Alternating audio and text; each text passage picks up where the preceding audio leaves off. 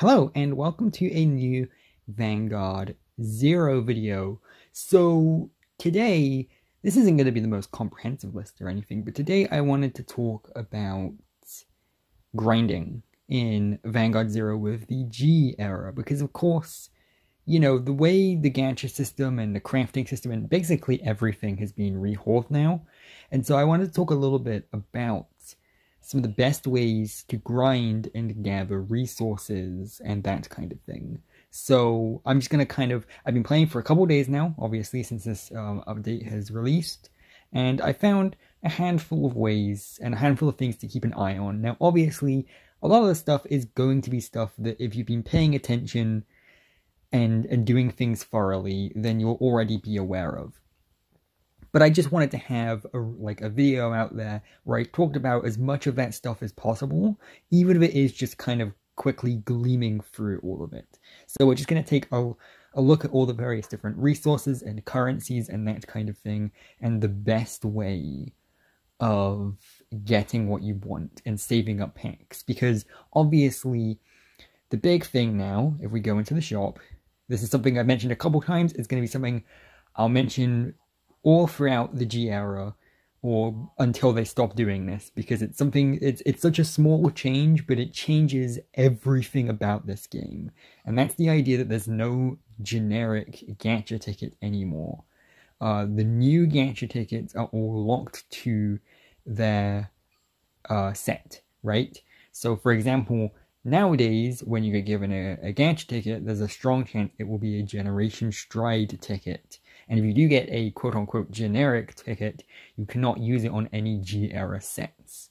So, that's one of the things you're going to want to focus on. And in fact, again, it's a small change, but it's going to change everything about how you grind and save up. It's going to make gems a lot more important.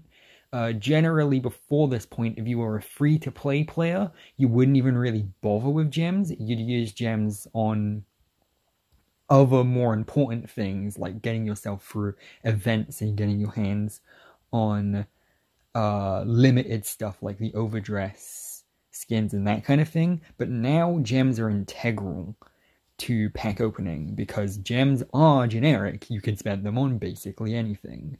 So obviously, first rule of thumb, spend every gacha ticket you get for each set. So for example, this is Generation Stride.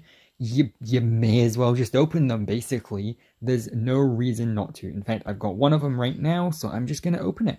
Now, obviously, if you prefer opening a bunch of packs at once, you can wait for them to accumulate. But honestly, there's not much of a reason to, other than the satisfaction of being able to open a bunch of packs at once. Doesn't look like we got anything too interesting here. Oh well. Obviously, you're more likely to get something good if you do multiple rows and packs in a row, but that's more just an accumulative thing. It's not like it actually affects your odds. Now, here's another thing. See, if you get duplicates, you will get this kind of crafting material, this like G crafting material. Don't spend it.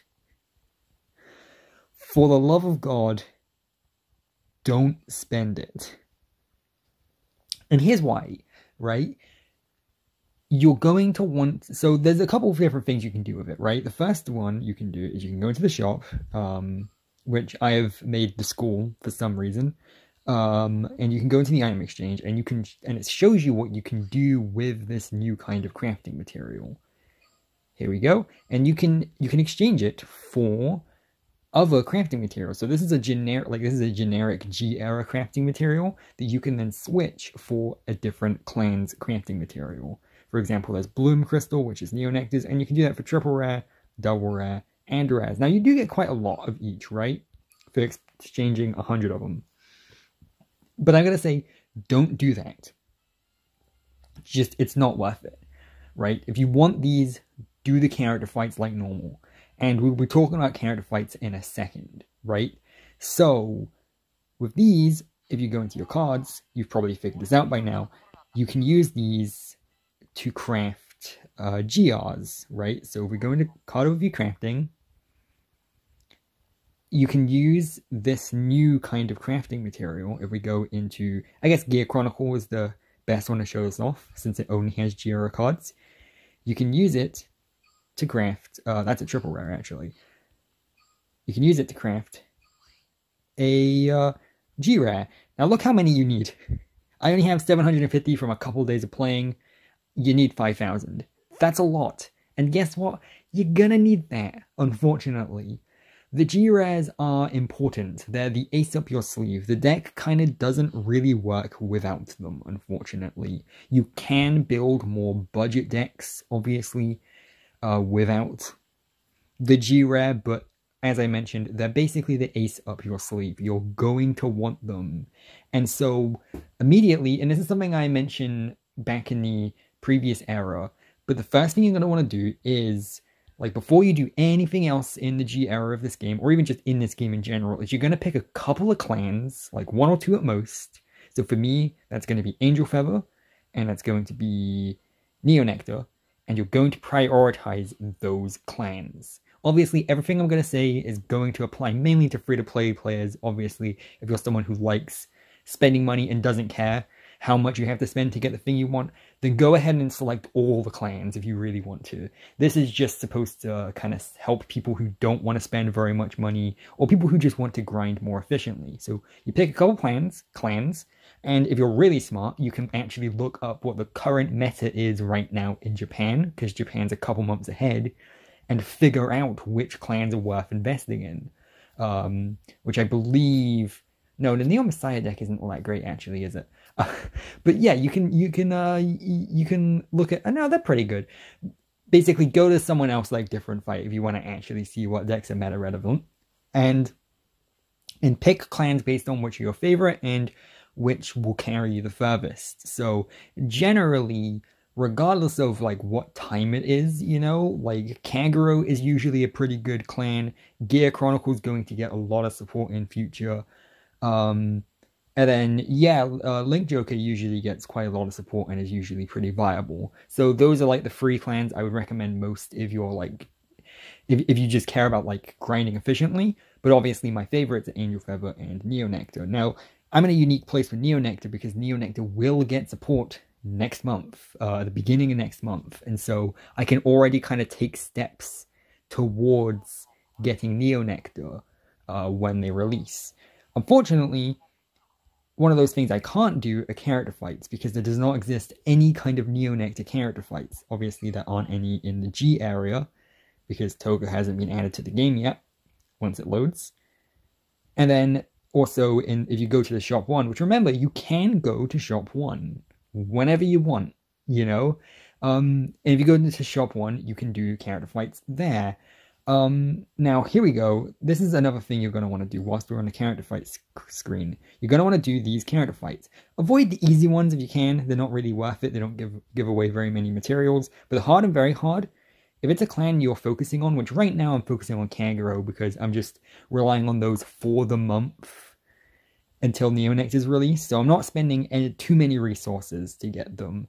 But I'm spending, like, you know, the few Generation Strike gacha tickets and stuff I've got so far to kind of focus on Kagero. So if you're focusing on a deck right now and it has a G character fight, you do the quick fights every day regardless. And then when you get enough keys, you do the story fights. They give you lots of materials like gems and stuff, and also just sleeves and things. And you also want to use the keys on the other character fights too. So you want to do enough of each character fight to get all the keys and stuff.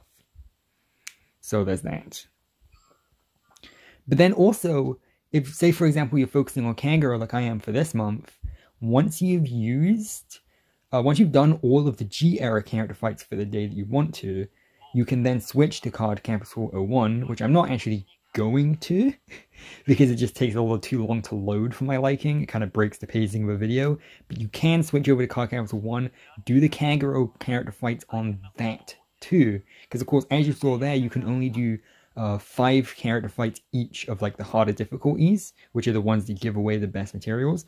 Well, guess what? That doesn't apply to the original one as well, because the original one also has a 5 fight cap limit on the 2 hardest difficulties.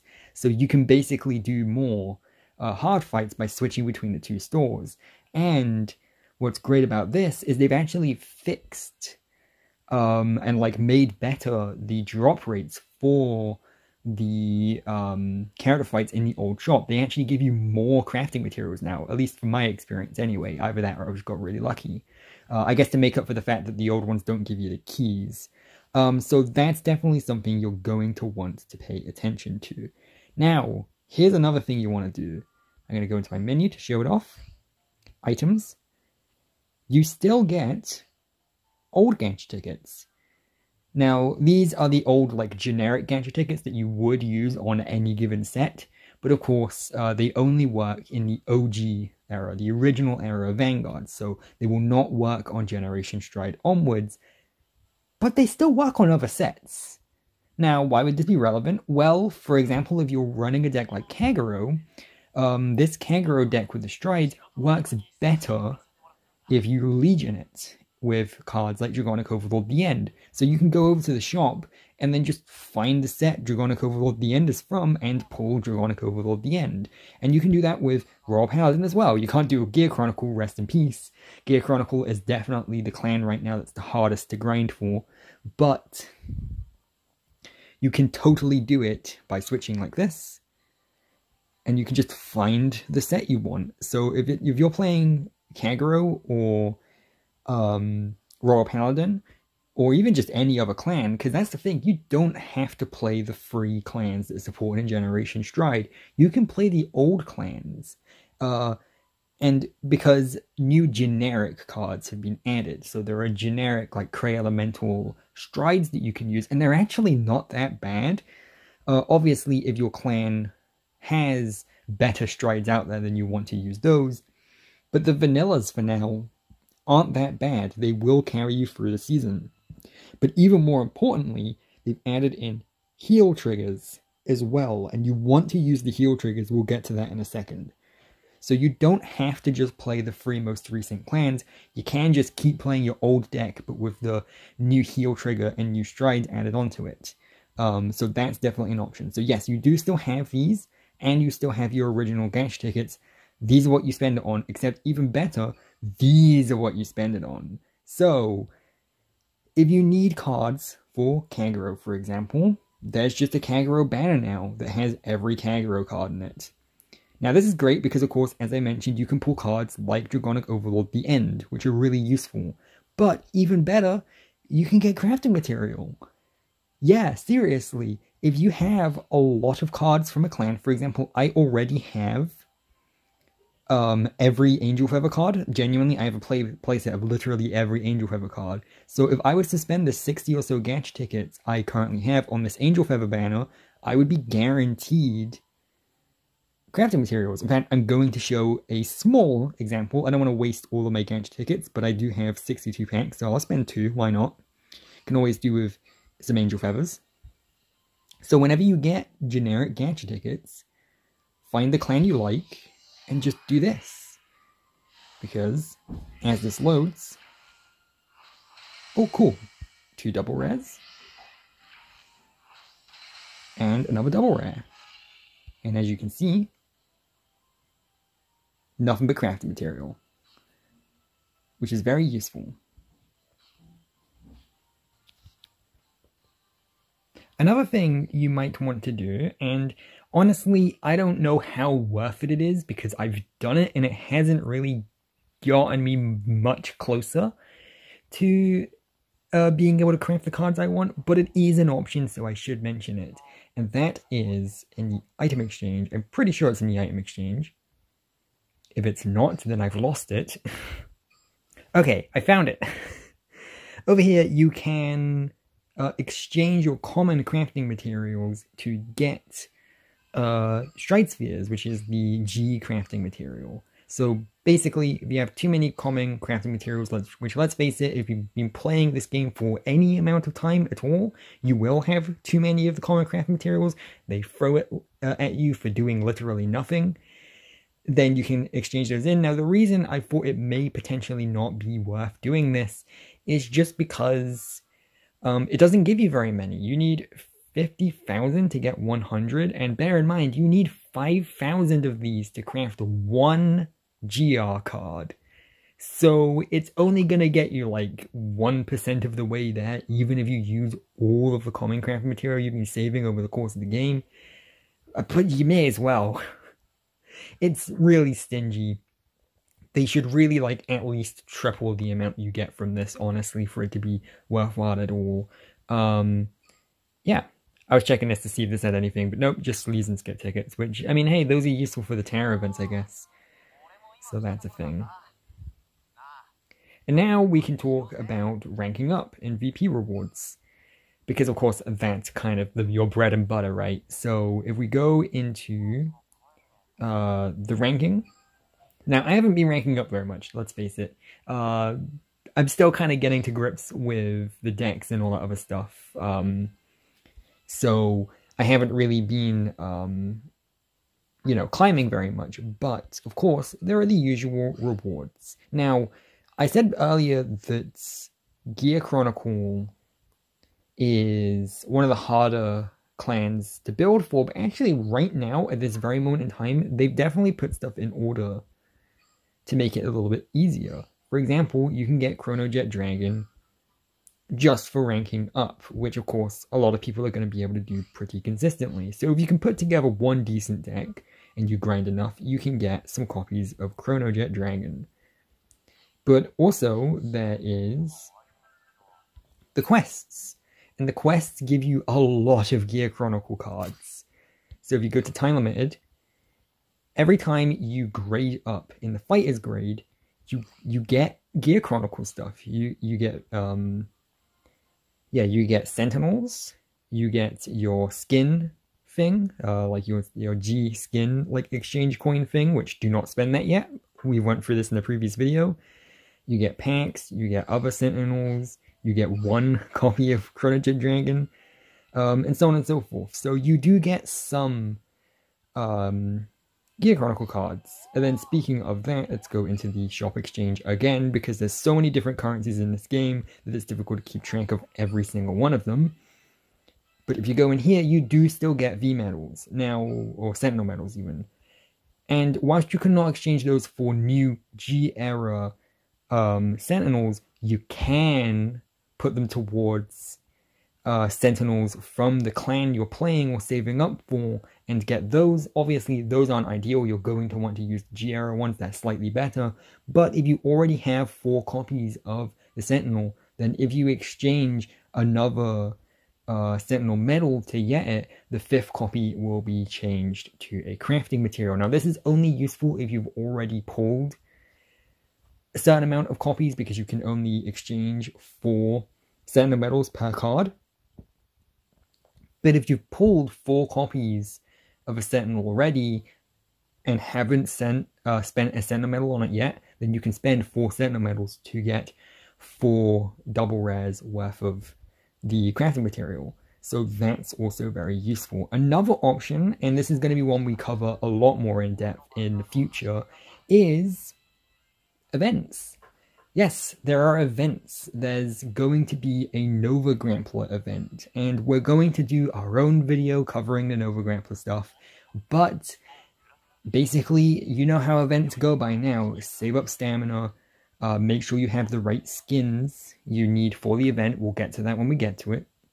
But events, as long as you're willing to spend like a lot of time and maybe some gems on the side, you can totally complete all the cards you need from an event. So that may also be an option for you if you're someone who likes Nova Grappler.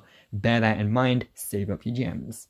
And then, of course, there's the VP. There's the VP points, which is probably going to be the last thing we touch on. So there's Creation Stone. You're going to be using that to switch for your Stride materials.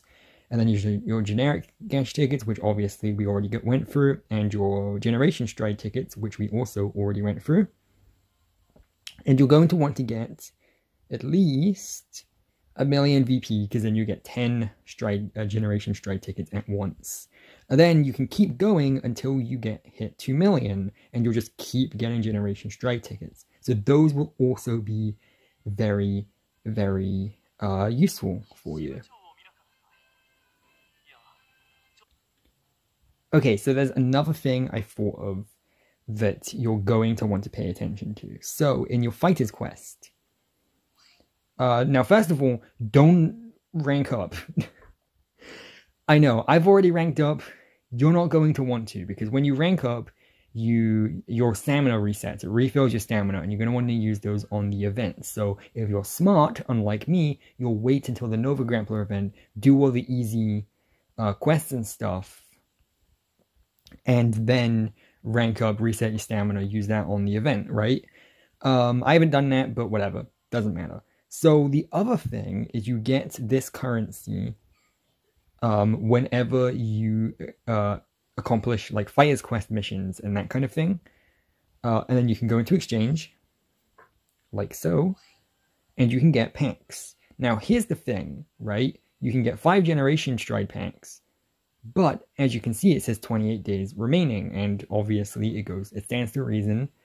Once that 28 days are gone, a new set will be out, so the Generation Stride packs will be replaced by a different set. So what you want to do is, obviously, if you want to open Generation Stride, go ahead and spend your money on that, like your Fighter's Medal.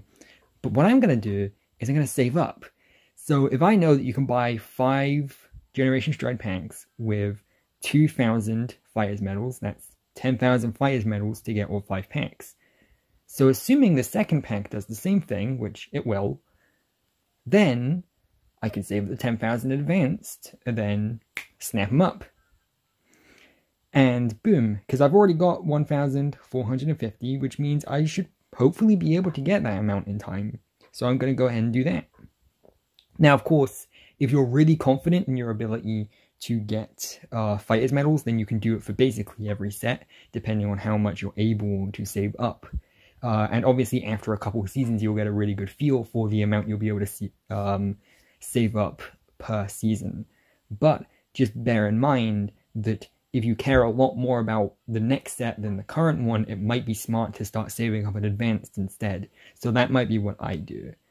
But yeah, so those are my tips and tricks as to how to like efficiently grind, efficiently save up, and that kind of thing. Obviously, the amount that you grind is entirely going to be up to how much time you're willing to commit to the game, but hopefully the tips I've given out in this video will save at least some of the people watching a little bit of time and get them a little bit closer to the deck they want. Again, if there's one piece of advice I heavily stress more so than any others, is to pick 1 or 2 clans to stick with, because that way you're going to be able to build the deck you want when it comes, and you'll be able to afford it.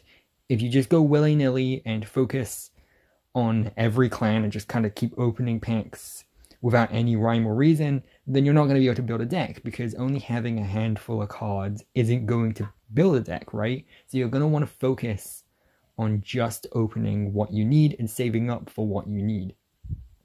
That part is crucial. And obviously right now I'm focusing on Kagero, but I'm only really spending resources that I have extra of. I spent a few gems on day 1 just for the sake of it, so I could open a handful more packs. But outside of that, I've only really been spending Generation Stride gacha tickets, as well as crafting materials I've got from doing the character fights and that kind of thing.